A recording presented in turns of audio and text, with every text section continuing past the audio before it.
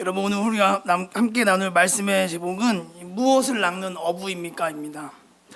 여러분, 벌써 이제 2025년도에 한 해의 절반이 싹 지나갔습니다. 그렇죠? 네, 이제 좀 있으면 벌써 이제 수련회 갔다 오고 또 추수감사절 한번 지내고 성탄절 하면은 이제 25년도의 한 해도 얼추 빨리 지나갑니다.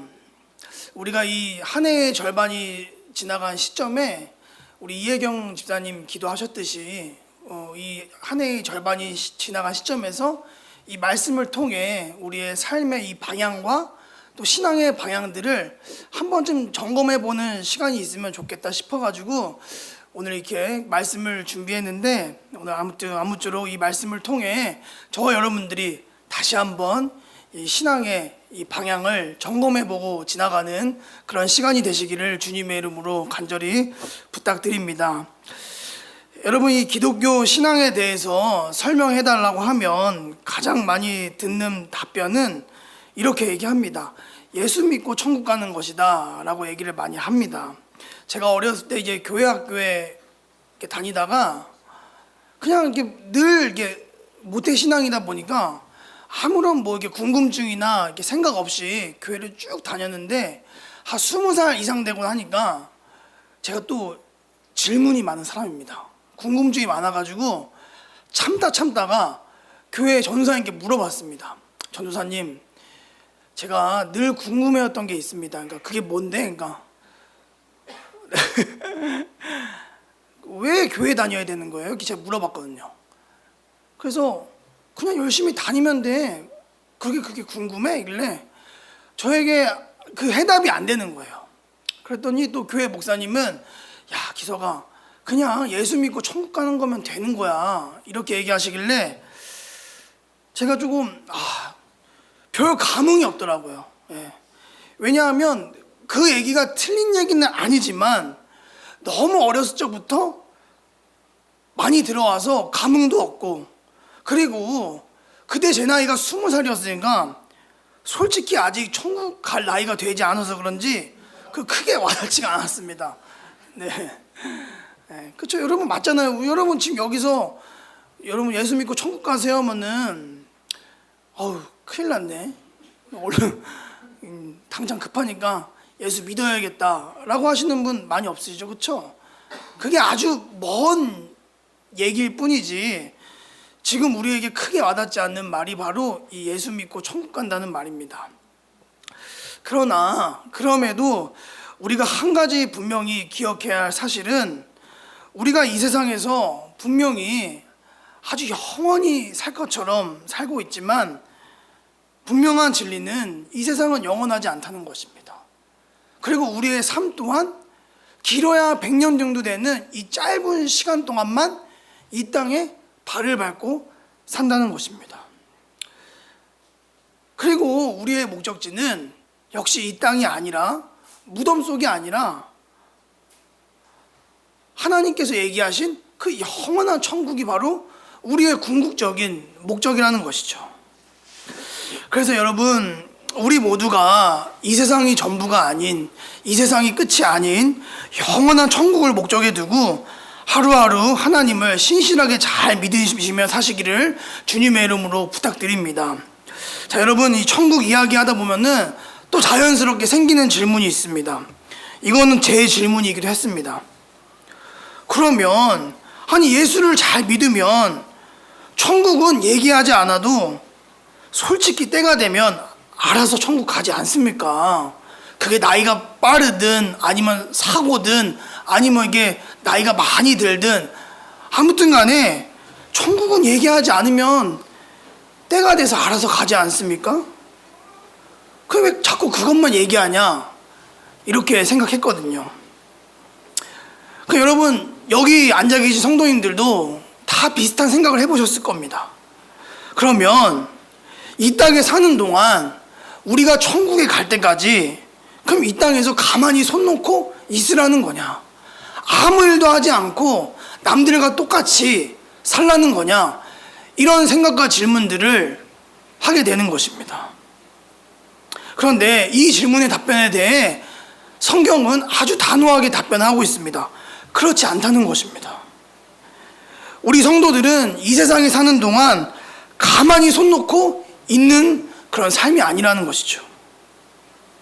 하나님에게, 우리에게 각자에게 맡겨진 삶의 시간들이 있습니다.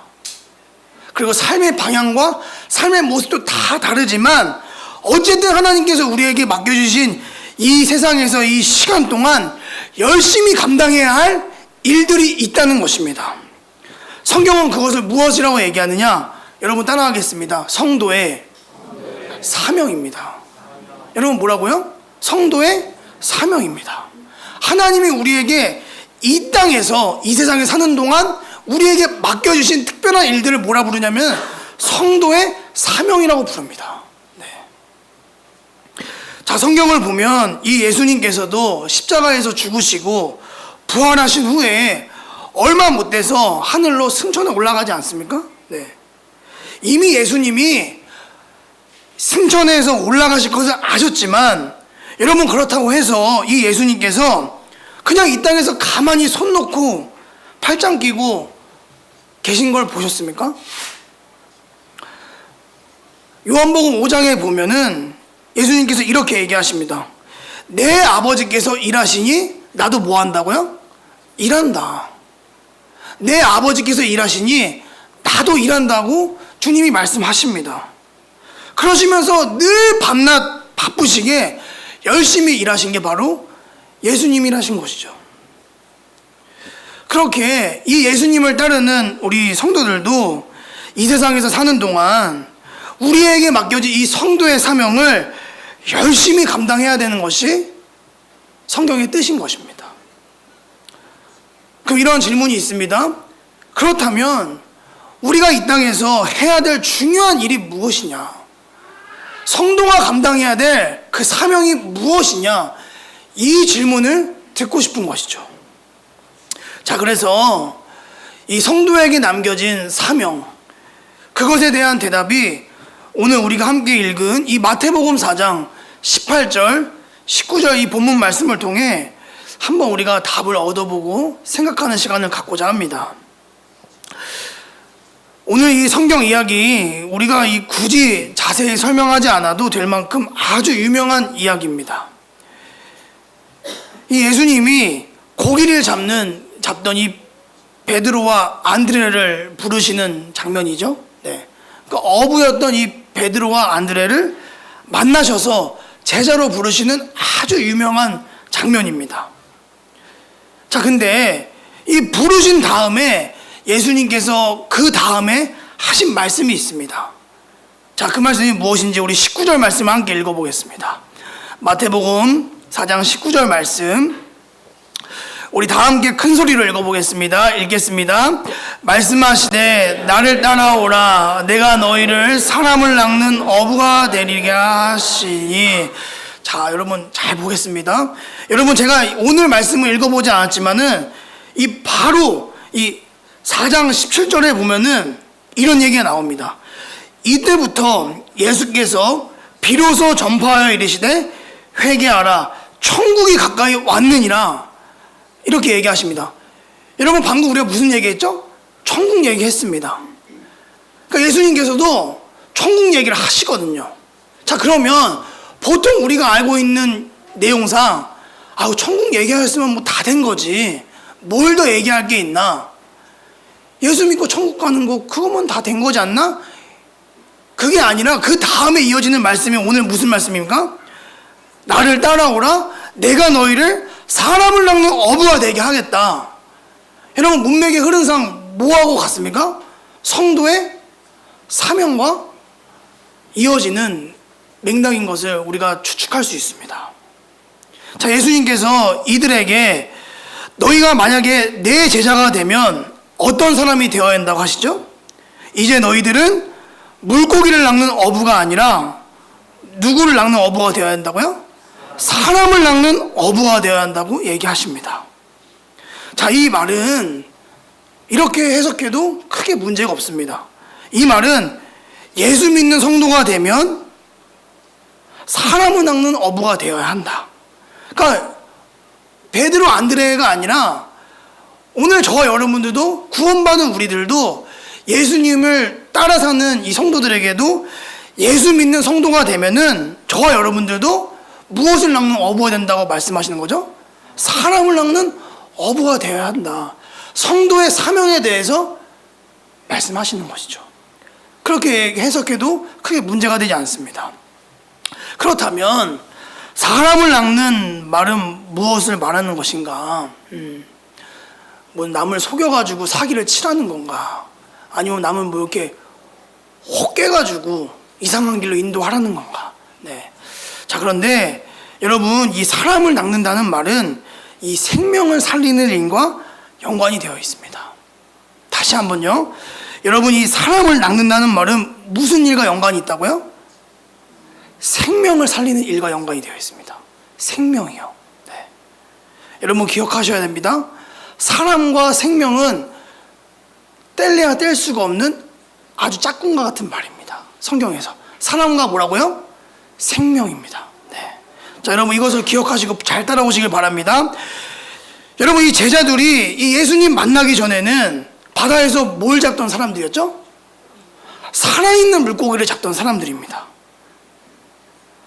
바다에서 이 살아있는 물고기를 잡던 어부였습니다. 그런데 참 아이러니하게도 이 어부들이 잡은 이 살아있는 물고기들을 이 바다에서 끌어올리면은 이 물고기들이 어떻게 되죠? 죽습니다. 네. 자, 일단 술이 잡은 물고기들은 물에서 끌려오자마자 죽는 물고기도 있고, 또 어떤 물고기는 잘 버티다가 상인에게 팔려서 시장에서 꼴까닥하는 물고기도 있고, 또 잘 버틴 이 명이 기른 물고기들은 이 사람들의 식탁 위에 올라가서 사람들의 입안에서 들어가는 죽는 물고기도 있습니다. 왜요? 왜요? 좀 잔인한가요, 제가? 네.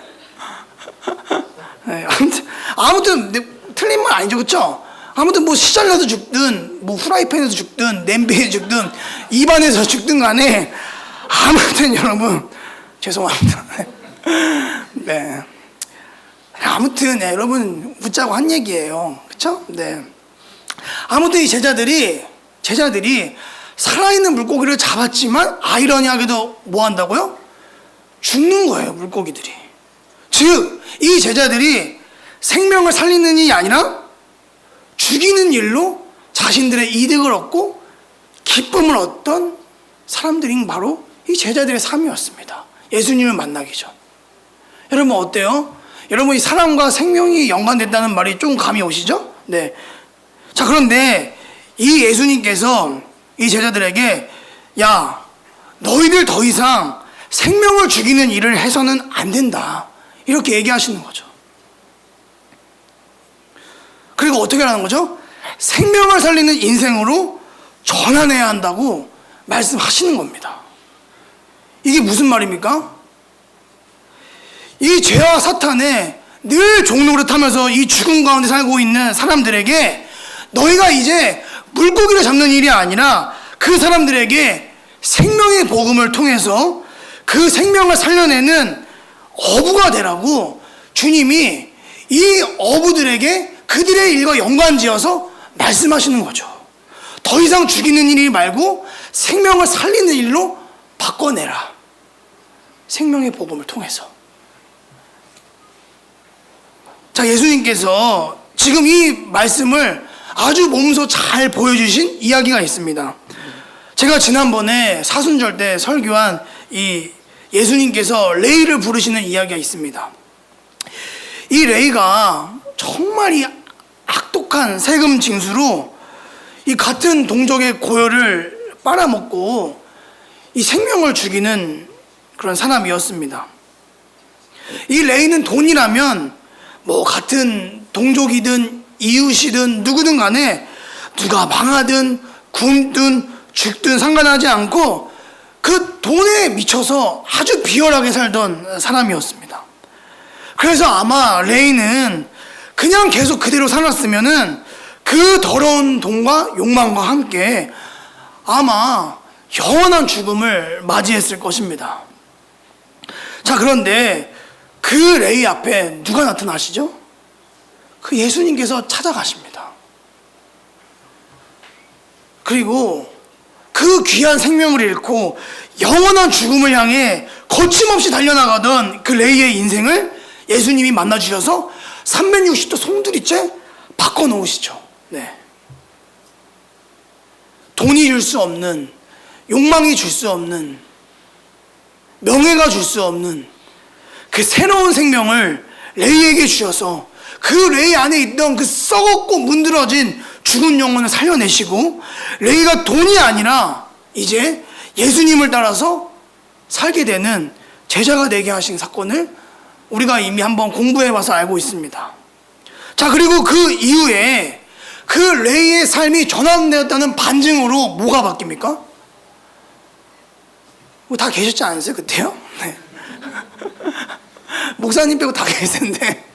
자, 여러분, 레이가 뭐가 바뀌죠? 그 다음에 이름이 바뀌잖아요. 이름, 그쵸? 레이에서 뭘로 바뀌죠?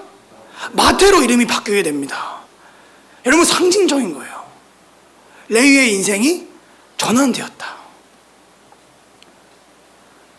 여러분, 레이가 이름만 바뀐 게 아니죠? 레이에서 마태로 된 다음에 그 마태가 그의 손으로 뭘 씁니까? 마태복음을 쓰게 되는 거죠. 지금 우리가 읽고 있는 이 마태복음을. 네. 그 손으로 마태복음을 기록하게 하셔서 지금 오늘 여기 앉아있는 우리가 이 마태복음을 통해 예수님을 만나고 생명을 얻게 되는 그런 이 일들이 계속해서 일어나고 있는 겁니다. 네. 이해가 되시죠? 네. 사람은 무조건 생명과 연관되어 있다. 네. 지금 예수님이 이 똑같은 얘기를 하는 겁니다. 베드로 안드로에게. 니들도 이렇게 살아야 돼. 전환돼야 돼. 생명을 살리는 사람, 사람은 낚는 업으로. 자, 예수님께서 이 베드로 안드레 레이뿐만 아니라 그 이후에 이제 성령을 보내주시고, 그리고 이 성령을 받은 제자들을 통해 이제 온 천하에 복음이 전파되게 하셔서 결국 저와 여러분들에게 이 복음을 듣게 하시고 그 복음을 통해 생명을 살려내신 거 아니겠습니까? 그래서 오늘 예수를 믿은 저와 여러분들에게 하나님이 기대하시는 성도의 사명, 인생의 사명이 무엇이느냐, 이 질문에 대해서 우리가 정확하게 대답할 수가 있습니다. 그것은 바로 우리가 살고 있는 이 땅에 여전히 예수를 모르고 생명을 얻지 못한 이 사람들을 낳고 생명을 살리는 어부가 되길 원하시는 것인 줄 믿습니다.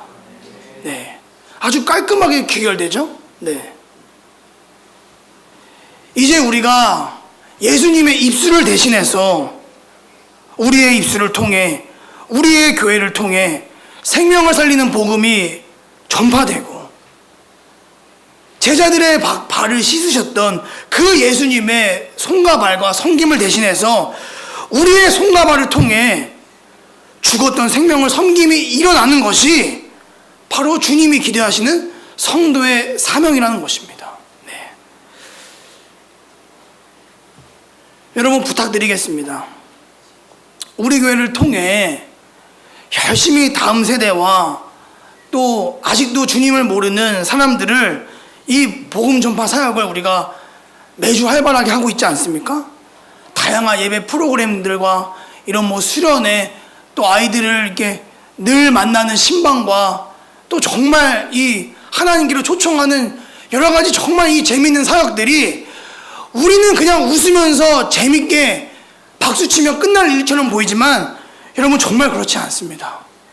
이것은 하나님이 우리에게 예수님의 입술을 대신해서 우리에게 다음 세대를 살리고 사람들을 살리라고 말씀하신 예수님의 입을 대신하는 생명을 살리는 중요한 사역인 줄 믿습니다.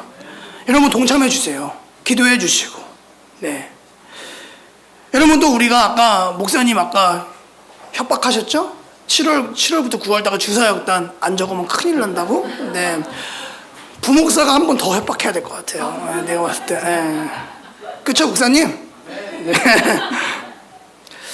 여러분, 이 7월부터 9월달까지 교회를 살리는 이 주사역단 사역이 우리의 손과 발을 통해 일어나길 축복합니다. 네, 예수님의 그 섬김의 사역이 우리의 손과 발을 통해 계속 이어져 나가야 하는 것입니다. 네. 여러분 지금 주님 하늘나라에 계셔가지고 우리 교회 설거지 못 해주세요. 아시죠? 그 제자들도 다 돌아가셔가지고 없어요. 지금 다 이스라엘 무덤에 계시는데 누가 해줍니까? 선교사님들도 다 돌아가시고. 그럼 누구의 손과 발로 해야 되죠? 우리의 손과 발이 대신 하는 겁니다. 이제부터. 네. 우리의 손과 발을 통해 예배를 아름답게 가꾸어 나가고 예배를 진행하고 주방이든 교회든 아이들이든 아무튼 뭐든 간에 주님을 대신해서 이제 우리의 손과 발을 통해 계속해서 교회를 살리고 생명을 살리는 이 어부의 사역들이 우리의 손과 발을 통해 계속해서 일어나길 바랍니다. 여러분 생명을 살리는 하늘나라 어부가 이제는 바로 저와 여러분인 줄 믿습니다. 자, 그래서 어떻게 해야 돼요? 목사님 축도 마치자마자 인사하시고 어디로 가셔야 되죠? 저기 뒤에가 붙어 있어요. 그쵸? 네, 가셔가지고 제가 한 번 더 협박했으니까 다 하셔야 돼요. 목사님 전화하시지 않게. 아시겠죠? 뒤에서 따봉했어요. 잘 맞습니다. 아주. 네. 자, 그러면 여러분 조금 더 어부 얘기를 좀 해보겠습니다. 그러면 이 사람을 낚는 어부가 돼야 하는데, 자, 여러분 한번 생각해 볼게요. 여기 낚시 좋아하시는 분 있으시죠? 그쵸? 네. 여러분 이제 낚시를 하려면 그냥 낚싯대를 물속에 훅 던집니까? 안 던지죠? 반드시 찌에다가 뭘 끼죠? 미끼를 끼고 던져야 합니다. 그래야지 물고기가 그거를 미끼를 확 물고 들어 올리는 거거든요. 네. 마찬가지입니다. 네. 우리가 이 성도의 사명으로서 사람을 낚는 어부의 이 사명을 맡았는데, 사람을 낚을 때도 뭐가 필요하다고요? 좀 말이 좀 그런데 미끼가 필요해요. 예, 좀 다른 게 와닿는 단어가 없더라고요. 대체할 만한 단어가. 예, 뭐 떡밥도 좀 그렇고. 그러니까 그냥 미끼라고 합시다. 네. 여러분 사람을 낚을 때도 미끼가 필요해요. 예. 근데 무슨 미끼가 필요하냐 이거죠. 돈? 뭐 아니면 뭐 물티슈? 뭐 이렇게 막 그 다 필요 없다는 게 아닙니다. 다 있어야 되는 거죠. 그런데 사람을 낚을 때 무슨 미끼가 필요하냐면은 여러분 사랑입니다. 사랑. 여러분 무슨 미끼라고요? 사랑이에요. 네. 그래서 이 예수님께서 우리에게 그거를 그냥 몸소 직접 보여주셨어요. 얘들아, 사람 낚는 미끼는 사랑밖에 없어. 근데 그거를 말로 마신 것이 아니라 직접 몸으로 보여주신 것을 알 수 있습니다. 어떻게 하셨죠? 우리들을 이 그 죽음의 바다, 죄의 바다에서 허우적대고 있는 우리들을 그 낚아 올리시기 위해서 예수님 스스로가 미끼가 되신 거예요. 쟤들 좀 얼른 낚아 끌어올려가지고 건져야 살려야 되는데 그냥 발만 동동 구르고 뭐 어디 누구에게 도움 요청하고 뭐 그게 하신 것이 아니라, 야 나와봐, 나와 있어봐, 다 걷어 던지시고 뛰어드신 게 바로 예수님이라는 것이죠. 그게 바로 무슨 사건입니까? 예수님 자신 스스로가 미끼가 되어서 십자가에 달려 죽으신 것이 바로 이 사랑의 미끼 사건이란 것입니다. 생각해 보세요. 자신을 생명으로 던진 이 미끼의 사랑보다 더 큰 사랑이 어디 있습니까? 그럼 남자 여자가 있지 않습니까? 그 남자가 여자한테 내가 당신을 좋아합니다 이렇게 얘기해요. 그럼 그 여자 뭐 그런 분들도 있죠. 근데 어떤 대부분의 여자들은 그걸 어떻게 알아? 그 말을 어떻게 내가 믿어? 그쵸? 네가 한 말이 진짜 사랑하는지 내가 어떻게 알아? 항상 뭘 요구하죠? 제가 여자분들을 쳐다볼 수가 없습니다. 뭘 요구합니까? 증명을 요구하죠. 그쵸? 네가 날 정말 사랑하는지 증명해봐. 그 얘기를 항상 합니다. 그래서 뭐 아무튼 그 여자분이 사랑을 아주 꼭 깨달을 수 있도록 증명을 항상 요구하죠. 남자분들도 마찬가지죠. 여자분들에게 당신이 날 사랑하는 걸 증명해봐.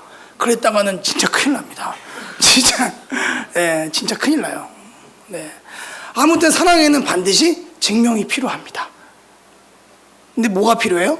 사랑이랑 가치에 걸맞는 증명이 필요한데, 네.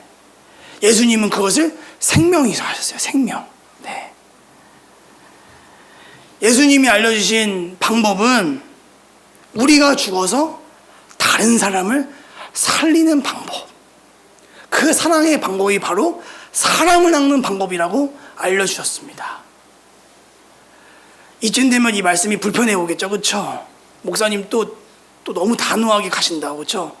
근데 이것 말고는 하신 게 없어요, 예수님이. 사람을 낚는 그 미끼에 대해서 다른 걸 얘기하신 것이 아니라 내가 죽어서 다른 사람을 살리는 것, 사랑의 미끼 말고는 다른 미끼를 말씀하신 적이 없습니다. 자, 세상은요 무슨 시스템으로 돌아가죠? 남을 죽여서 누가 사는 시스템인가? 내가 사는 시스템입니다. 그러니까 남을 죽여서 내가 사는 시스템, 이게 세상이 돌아가는 시스템이거든요. 그래서 이 세상에는 끊임없이 이 고통과 불행과 눈물과 전쟁과 싸움이 그치지 않는 것입니다. 도저히 사람을 살릴 수가 없는 구조, 생명을 살릴 수가 없는 구조가 바로 이 세상의 시스템이죠. 왜냐? 내가 죽지 않고 남을 죽여서 내가 살아야 하기 때문에. 그런데 그럼에도 불구하고 세상의 어느 한켠, 세상의 어느 교회, 세상의 어느 가정, 세상의 어느 그 개인의 성도 안에는 그럼에도 불구하고 지금 이 순간에도 예수님을 따라 살기 결단하고 기꺼이 자기가 죽어서 생명을 살리는 삶을 사는 사람들이 여전히 있다는 것입니다. 여전히.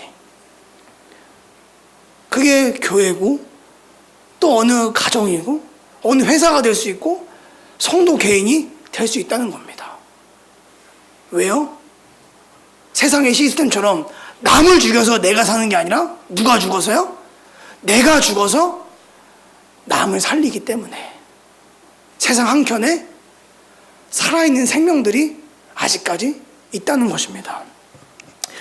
제가 한 2주, 3주 전에 이 김현숙 전사님이 인천 가실 일이 있어서 저희 차를 이렇게 같이 타고 모시고 이제 인천을 가게 되었습니다. 그러니까 여러분, 그 주일날 끝나고 이제 운전하면 되게 졸려요, 그렇죠? 정말 졸린데 잠도 오고 하니까 고모 한일생 교회 이야기 좀 해줘 이렇게 얘기했습니다. 그랬더니 고속도로 위에서 한일생 역사 강의가 시작됐습니다. 정말. 네. 네. 저는 이제 한일생 교회 어떤 이제 이런 시스템이나 어떤 프로그램들 이게 앉아 계신 분들은 제가 이제 얼추 이제 알잖아요, 그렇죠? 네. 근데 제가 몰랐던 부분은 뭐냐면 지금 우리 교회에서 자라고 성장한 청년들이나 학생들이 교회 안에서 어떻게 성장해서 자라왔나, 이 과정들은 제가 잘 몰랐습니다. 들을 일이 많이 없었고 그냥 들어도 그냥 이렇게 그렇게 교회에서 잘 커왔대라고 들었거든요. 근데 이제 이 전사님이 이제 얘기하시는 거예요. 이 우리 교회 자란 청년들과 학생들이 처음에 교회 왔을 때 지금 이렇게 예배 잘 드리고 밝고 예의 바르고 이렇게 예쁜 그런 모습을 상상할 수가 없었다. 그러니까 여러분 오해하지 마세요. 예. 그러니까 뭐 교회 왔을 때 여러분 별의별 이런 상황들과 환경들에 있어서 이게 참 어려웠던 시절들이 있다는 것이죠. 그럼 여러분 이제 중고등학교 이런 시절 때 그런 게 좋은 어떤 게 좋지 않은 환경들과 상황이 있으면은 되게 축 처지거나 되게 좀 힘들잖아요. 그럼에도 불구하고 이 목사님과 이 사모님, 전사님이 한 명도 마다하지 않으시고 이 10년이 넘게 다 품으시고 먹이시고 재우시고 하는 이야기들을 그 한 1시간 좀 되는 시간 동안 이렇게 들었습니다. 그래서 그 제가 이야기를 했어요. 도대체 어떻게 그렇게 살았어요? 예. 그것도 10년이 넘게. 예. 남들은 한 1년, 한 달만 해도 다 나가 떨어질 것 같은데 그 10년을 넘는 시간을 어떻게 이렇게 섬기시고 또 지키시고 사랑해 주셨는지 그래서 제가 그 얘기 했습니다. 내가 매일 기쁘게는 웅재형만 나갈 게 아니다. 김현수 전사님 나가야 된다 이거는. 네, 우리 하늘샘 교회 전체가 나가야 될 정말 간증이다. 네. 여러분 아마 우리 하늘샘 교회 그리고 우리 목사님, 전도사님, 그리고 사모님 그리고 여기 앉아 계시는 모든 성도님께서 자신의 삶 전체를 던지는 사랑의 미끼가 되어주지 않으셨다면 지금까지 이 신앙 안에서 건강하게 성장하지 않을 청년들과 학생들이 많았다는 것입니다. 네. 이분들 자신 스스로가 그냥 주머니에 있는 그냥 뭐 돈이나 아니면 뭐 이게 그냥 말로만 이렇게 그 아이들을 만났다면 글쎄요. 근데 이분들 스스로가 그냥 평생 사랑의 미끼가 돼서 그들을 건져 올리고 먹이고 재우고 살리는 것 때문에 교회가 지켜지고 수많은 청년들과 학생들을 살리신 것이 아닌가 제가 그런 생각을 했습니다. 여러분 한번 생각해 보세요. 지금 우리가 지금 누리고 싶고 지금 우리가 움켜쥐고 싶은 어떤 명예나 권세들, 출세, 물질적인 부는요, 여러분 결국 시간이 지나면 다 없어지는 겁니다. 맞죠? 네. 그 우리 손에 남는 게 하나도 없어요. 그런데 사랑의 미끼를 통해서 낚아 올려서 교회를 세우고 생명을 살리는 것들은 영원히 남는 것입니다. 그리고 그것들이 훗날에 우리가 진짜 가게 될 천국에서 썩어 없어지지 않을 상급이 될 줄 믿습니다. 네. 그럼 여러분 선택을 해야겠죠? 우리가 영원한 것과 영원하지 않은 것 어느 것에 우리가 수고를 해야겠습니까? 영원한 것, 영원하지 않은 것. 사랑하고 생명을 살리는 영원한 것에 우리가 수고해야 하는 것입니다. 성도로서 우리가 잘 살고 있나, 잘 살고 있지 않나 이렇게 확인하고 싶을 때가 있습니다. 네. 내가 지금 신앙생활 잘하고 있는 건가? 잘 믿고 있는 건가? 이렇게 좀 문득 들 때가 많이 있거든요. 그건 간단합니다, 여러분. 뭐 교회 오는 횟수, 봉사 다 중요합니다만 딱 하나예요. 영원한 것과 영원하지 않는 것에 어디에 더 내가 집중을 하고 수고하고 있나 이걸로 판단하는 것입니다. 그리고 오늘 내게 오는 사람들을 내가 사랑의 미끼가 돼서 사랑으로 대했는지 그리고 그 사랑의 열매를 맺었는지 그게 바로 성도로서 내가 잘 살고 있나 잘 살고 있지 않나를 판단하는 것입니다. 저부터 잘 실천해야겠죠, 그렇죠? 어려운 것 아니라 가시 같은 이렇게 가시 돋친 말로 그리고 싸납지 않게 좀 얘기하고 그렇죠? 째려보고 쳐다보지 않고 실수해도 깔아뭉개거나 좀 너무 윽박 주지 않고 실수해도 괜찮아요. 그럴 수 있죠. 네. 격려해주고 또 교회나 우리 동료들에게 좀 도울 일이 있으면 좀 같이 거들어주고 뭔가 좀 침울해했구나 슬퍼하는 이가 있다면 커피 한 잔 사주면서 용기 북돋아 주는 것 이것부터 하는 것이죠. 네. 이게 바로 영원한 것에 우리가 수고하는 것입니다. 아마 이 설교를 제 아내가 듣고 있다면 아마 무척 요구하는 게 많아질 것 같아서 두렵긴 합니다. 근데 이런 분들이 계세요. 목사님, 그럼 내가 평생 남에게 사랑의 미끼가 되어서 남을 살리고 살다 보면은 어쩔 수 없이 내가 더 참아야 하고 져야 하고 네? 막 이러는 거 아닙니까? 그럼 제 인생은 도대체 누가 책임져 주냐고 하시는 분들이 있습니다.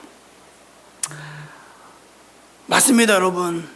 우리가 사랑의 미끼가 되어서 늘 영원한 것에 수고하다 보면은 우리가 지는 것처럼 보이고 우리가 망하는 것처럼 보이고 우리가 손해보는 것처럼 보이지만 여러분, 제가 아주 확실하게 말할 수 있습니다. 여러분, 결코 우리는 망하지 않고 승리할 것입니다.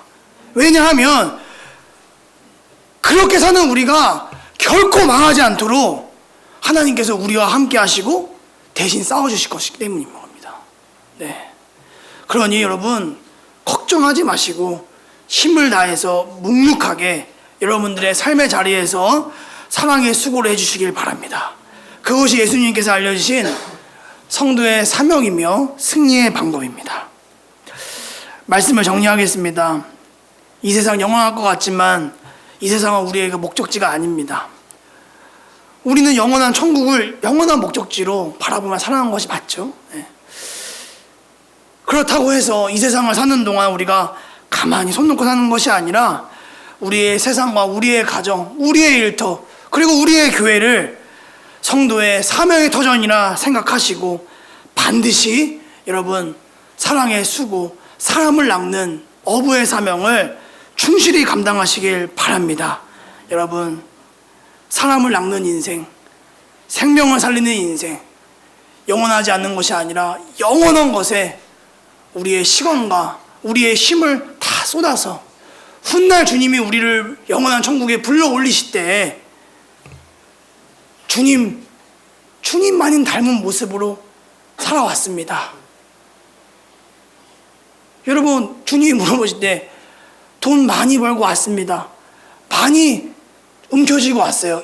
이 모습이랑 주님, 가진 거 없이 너덜너덜 해줬지만 저 딱 하나 잘한 거 있습니다. 주님 많이 닮은 모습으로 열심히 살아왔어요.